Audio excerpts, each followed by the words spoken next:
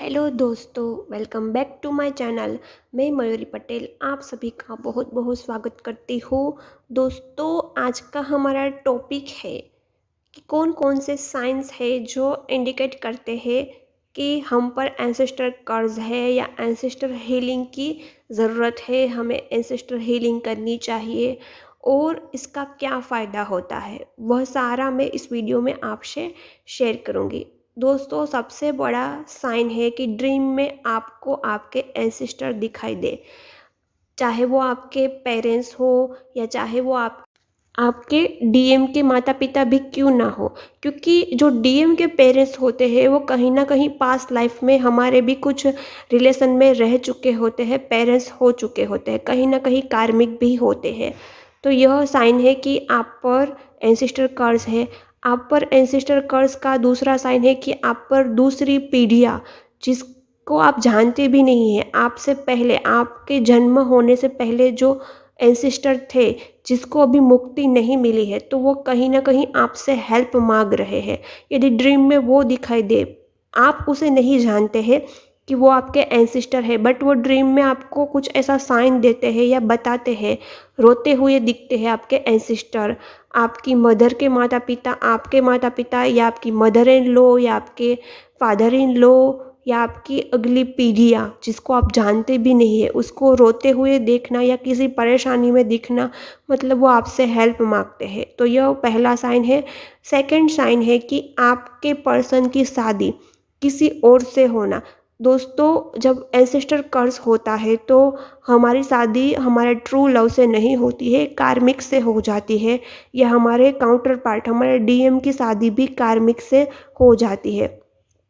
तो दोस्तों, यदि आप ड्रीम में ऐसा दिखते हैं कि आपकी डीएम की कहीं शादी फिक्स हो गई है या डीएम की शादी कहीं और हो रही है, या डीएम आपसे कहीं और शादी करने के लिए बोल रहे हैं ड्रीम में या डायरेक्टली, तो वो यही है कि वह एंसेस्टर कर्स को रिप्रेजेंट करता है। दोस्तों, एंसेस्टर कर्स का रीज़न यही है कि आपकी शादी कार्मिक जगह पे होगी। यदि आप पर भी एंसेस्टर कर्स है तो आपकी भी शादी कार्मिक लोगों के साथ होगी।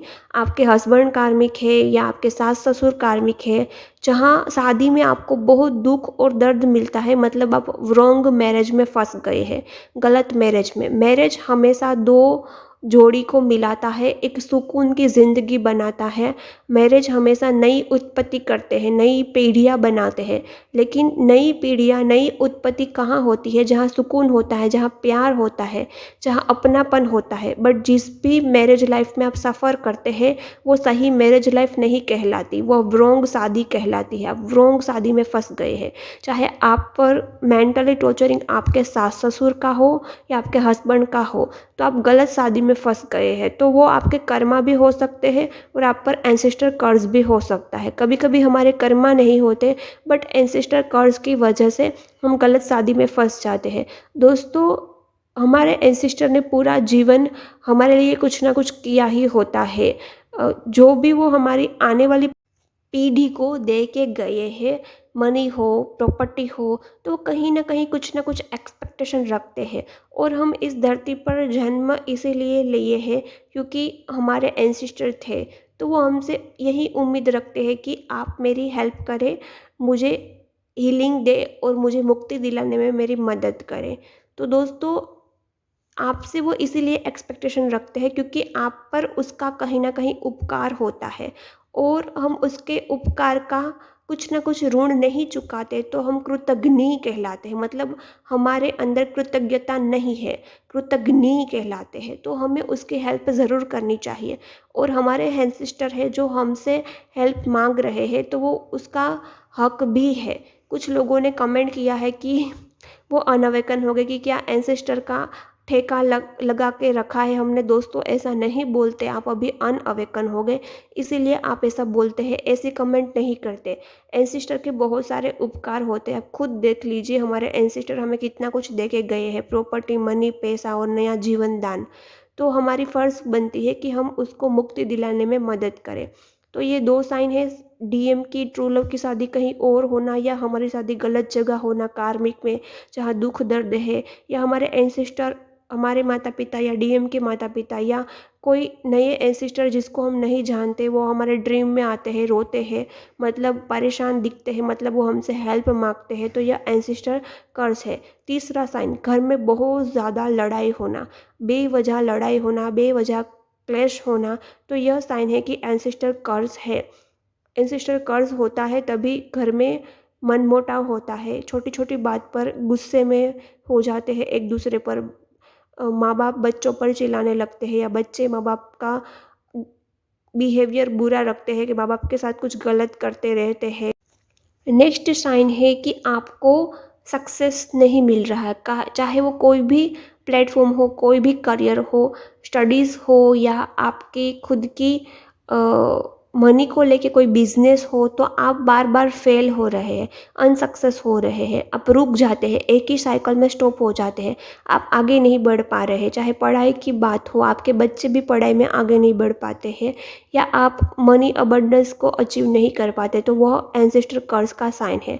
नेक्स्ट साइन है कि आपको प्रेगनेंसी कंसीव नहीं हो रही है, तो वो भी एंसेस्टर कर्स का ही साइन होता है, क्योंकि जब तक एंसेस्टर कर्स रहता है तब तक हम इस नई पीढ़ी को कुछ नहीं दे सकते।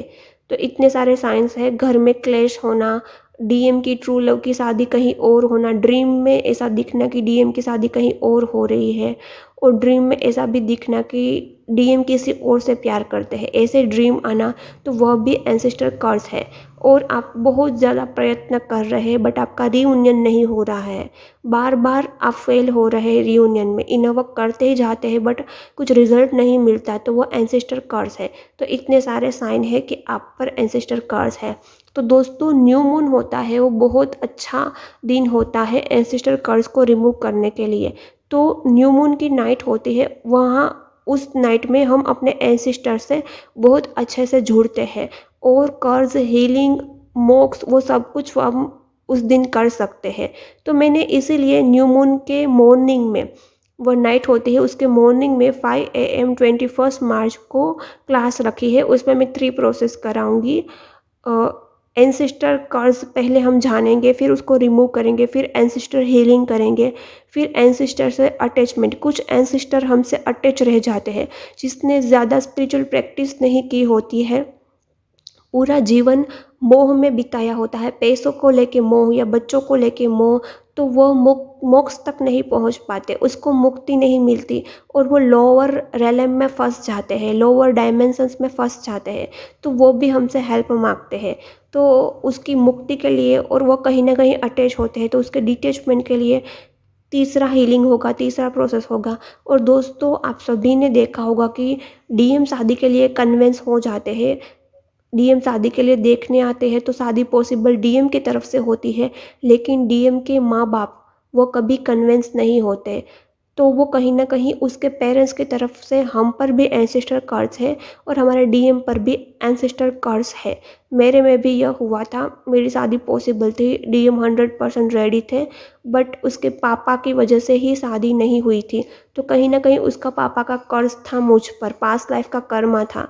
तो मैं इस हीलिंग में यह भी ऐड करूँगी आप पर, यदि आपके डीएम की पेरेंट्स की कोई गलत कर्ज है आप पर, बद्दुआ है, तो उसकी हीलिंग के लिए यह प्रोसेस पे ऐड कर दूंगी। तो मॉर्निंग टाइम 5 AM है, क्लास लंबी भी हो सकती है, 1.5 आवर या उससे भी ज़्यादा, वो कुछ फिक्स नहीं है, इसमें 3-4 प्रोसेस मुझे करवानी है। तो जिसको भी क्लास अटेंड करना है वो डिस्क्रिप्शन बॉक्स में दिए गए नंबर से मुझे कांटेक्ट कर सकते हैं। आप साइंस देख लीजिए, और यह 4 प्रोसेस अभी डिस्काउंट में है, फिर इसकी प्राइस भी बढ़ सकती है। तो जिसको भी क्लास अटेंड करना है वो आप डिस्क्रिप्शन बॉक्स में दिए गए नंबर से मुझे कांटेक्ट कर सकते हैं। ओके दोस्तों, तो आपको वीडियो कैसा लगा एंसेस्टर कर्स के बारे में, और कोई नया टॉपिक चाहिए तो उस पर भी आप कमेंट कर सकते हैं। और दोस्तों, अभी चैत्र नवरात्रि आ रही है, तो नवरात्रि के दिन हम कैसे अपने सैक्रल चक्र पर वर्क कर सकते हैं, जिसको भी हेल्थ इश्यू है, स्पेशली डाइजेस्टिव सिस्टम का, डाइजेस्टिव सिस्टम वीक हो गई है, डाइजेस्ट नहीं हो पा रहा है, तो इन नवरात्रि में कौन कौन सा उपवास करना है, कैसे हमें हेल्प कर सकती है, और सच्ची नवरात्रि का व्रत कैसे होता है, उस पर मैं नेक्स्ट वीडियो बना दूंगी। तो वह वीडियो ज़रूर देखना, उसमें आपको काफ़ी शक्ति मिलेगी यदि उस गाइडेंस को आप फॉलो करेंगे, और आपकी कुंडलिनी अवेकन में भी काफ़ी हेल्प होगा। ओके दोस्तों, तो वीडियो कैसा लगा कमेंट करना, चैनल को सब्सक्राइब करना मत भूलना। सब्सक्राइब करके बाजू वाले बेल आइकन को प्रेस कर लेना। भूल जाते हैं तो नई अपडेट नहीं मिल पाती है। ओके।